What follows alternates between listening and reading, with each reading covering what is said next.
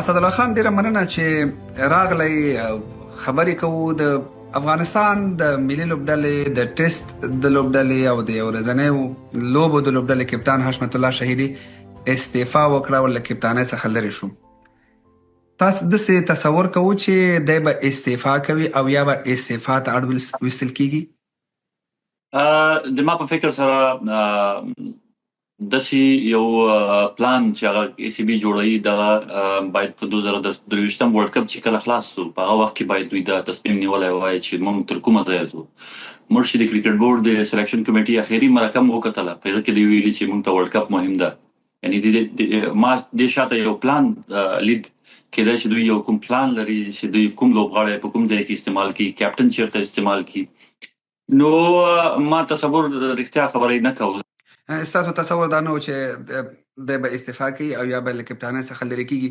که په لنډ ډول تاسو چې حشمت شهیدي سره نږدې هم پاتې شوي یاست، د هغه کوچ هم پاتې شوي یاست، ملګري هم پاتې شوي یاست، مسؤل هم پاتې شوي یاست، دغه 3 کاله 4 کاله چې دی د افغانستان د ملي لوبډلې کپتان و، د ده د کپتاني تاسو څنګه ارزوئ؟ کامیابه کپتان و، متوسط کپتان و، ډېر ښه کپتان و؟ د ما په خیال سره په ون ډے کې تر اوسه پورې موږ دومره د ټیسټ پلیینګ نیشن سره دومره میچونه نه وو کړي څومره چې د حشمت شهیدي په کیپټنسي کې موږ وکړل او تر نوې موږ ګټل. دې نه مخکې موږ د فول ممبر هیوادونو سره دومره لوبې نه وې ګټلې. نو د ما په خیال سره د یو تر اوسه پورې بهترینه کپتان په کوم وخت کې چې دی کیپټن شوی و هلته ټیم 2-3-4 ډلې وې. نو د ټیم بیرته سره یو ځای کو، بیا اولین ځل افغانستان د کیپټنسي کې ډایرکټ ورلډ کپ کوالیفای وکړ دومره سخت مشکل وخت کې. بیا نه تنها په ورلډ کپ کې کوالیفای وکړه، په ورلډ کپ نه بیا اولین ځل د چمپیونز ټرافي ته کوالیفای وکړه، ډایرکټ کوالیفای وکړه چې هلته ویسټ انډیز او نورو دغسې ټیسټ پلیینګ نیشنز چې هغوی کوالیفای نه کړه. نو د خپل پرفارمنس تر ورلډ کپ کوالیفایر نه در ونیسه چې تر څو موږ چمپیونز ټرافي ته رسېدلو، د خپل پرفارمنس تر ټولو ټاپ و. نو صحیح ده په ډېرو غټو لوبغاړو باندې بد وخت راځي، خو متاسفانه په ټي 20 کرکټ ورسره شروع شوی ده. نو ټي 20 کې لږ تیز لوبه پکار وي. نو د خلکو هغه توقع د ټولو نه دغسې کېږي. که موږ په تخنیکي لحاظ باندې وګورو، حشمت الله شاهدي وظیفه په ټیم کې یا د هغه جواب دغه نه ده چې دی هم هغسې بیټینګ وکړي لکه ګربز چې کوي، دی هم هغسې بیټینګ وکړي لکه بل یو اوپننګ بیټسمین چې کوي.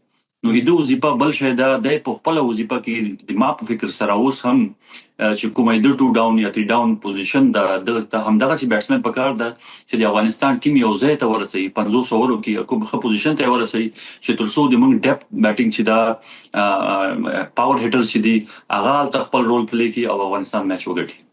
اسدالله خان، نو تاسو داسې فکر نه کوئ چې د کپتان کېدو نه وروسته د حشمت شهیدي په لوبې باندې هم ځینې منفي تاثیرات وشول، هغسې چې دی تر کپتان کېدو مخکې ښه لوبېده؟ د کپتاني پرې تاثیر نه درلود ستاسو په نظر، منفي تاثیر د ده په لوبې باندې؟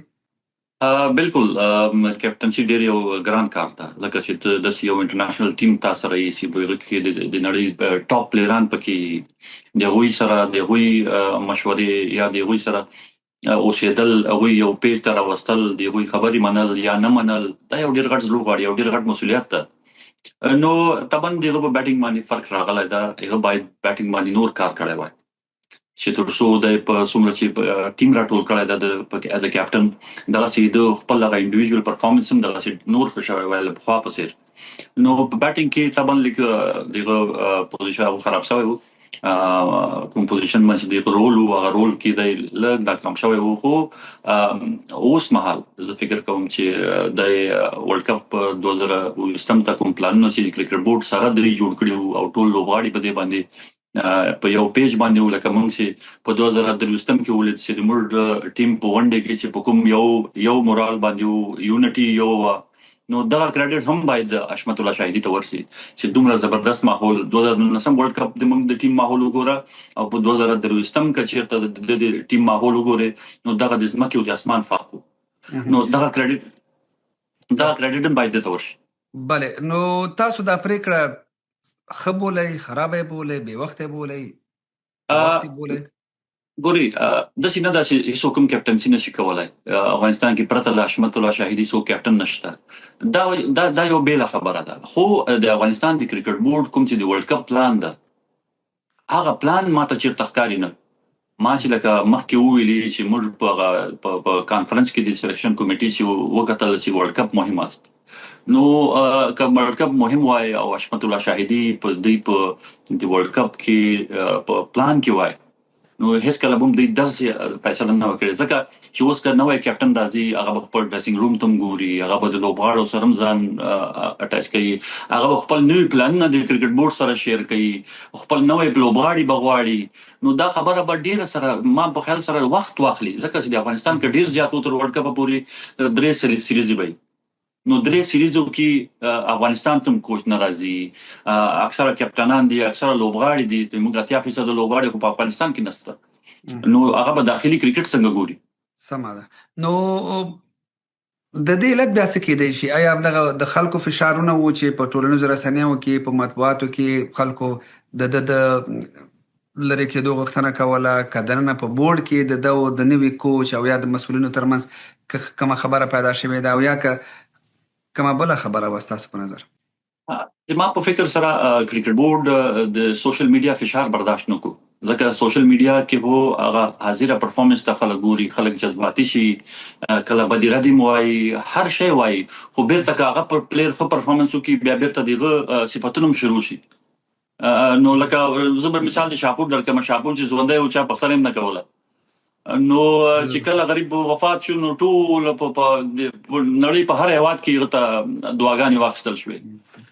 نو دلته هم دوی باید لږ فکر کړی وای، لږ اوږد مهاله سوچ یې کړی وای اول نه. اوس به څه کېږي ستاسو په نظر؟ د حشمت په ځای بل څوک ښه کپټان کېدی شي؟ هغه نومونه چې راځي، رحمت شاه په سر کې یادېږي، ورسره به یو نظر دا دی چې ابراهیم ځدران باید کپټان شي ځکه هغه تیار د T20 کپټان دی. نو دا به ښیي چې د 3 واړو فارمټونو یو کپټان شي. د ځینو نورو لوبغاړو نومونه هم اخیستل کېږي. ستاسو په نظر اوس به څه کېږي؟ څوک ښه بدیل کېدی شي د حشمت ځای ناستی چې دغه ماحول تاسو چې یاد کړه، دغه اتحاد، اتفاق او دا مورال او دا همدغسې وساتلی شي او کوم پلانونه چې 2020 کال لپاره نیول شوي هغه ښه تطبیق شي؟ ګورې زه به یو شی منشن کړم چې دا کپټن په ګراوند کې یوازې فیصلې نه کوي، نه په ډریسنګ روم کې یوازې فیصلې، ځکه چې موږ په ډریسنګ روم کې هم پاتې شوي یو، په ګراوند کې هم پاتې شوي یو، دا د ټولو فیصلې. نو که موږ داسې وګورو که هر څوک کپټان شي بیا به هم دغو سینیر لوبغاړو د دغو کوچ او دغو ټولو مشورې به وي هماغسې لکه د حشمت سره چې وي.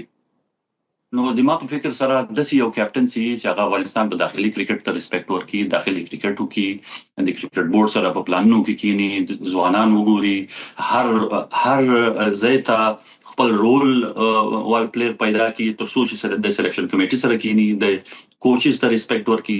نو دا ټولو ته په کتو سره باید یو کپټن د لانګ ټرم لپاره ټرینډ شي.